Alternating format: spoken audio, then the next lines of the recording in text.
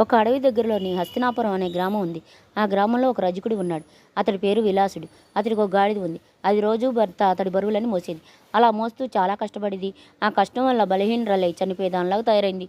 ఇలాగే ఉంటే కొన్నాళ్ళకు చనిపోవచ్చని విలాసుడు ఆలోచించాడు. వెంటనే దానికి బలం వచ్చి తిండి పెట్టాలనుకున్నాడు. వెంటనే ఒక వేటగాడి అతడి దగ్గరున్న పులితోలు తెచ్చాడు. దానిని గాడిద కప్పాడు. రాత్రి కాగానే ఆ గాడిద బాగా పడిన పొలంలో వదిలిపెట్టేవాడు. దాన్ని చూసి పొలం కాపులు అది నిజమైన పులి అనుకుని దాని దగ్గర రావడానికి భయపడేవారు. దాంతో ఆ గాడిద కడుపు నిండా మేత మేసేది. అది బాగా బలిసి పూర్వస్థితికి చేరుకుంది. పంట నాశనం అవుతున్నందున రైతులు చాలా చింతించారు. వారిలో ఒకడు ధైర్యం చేసి ఎలాగైనా పులిని చంపాలనుకున్నాడు. ఒక ఉపాయం ఆలోచించాడు. అతడు వెంటనే బూడిద రంగు కంబాళి సంపాదించాడు. దానిని ఒంటి నిండా కప్పుకున్నాడు. ఒక విల్లును తీసుకొని బాణం వేసేవాళ్లాగా వంగి ఆ ప్రదేశంలో పొంచి ఉన్నాడు.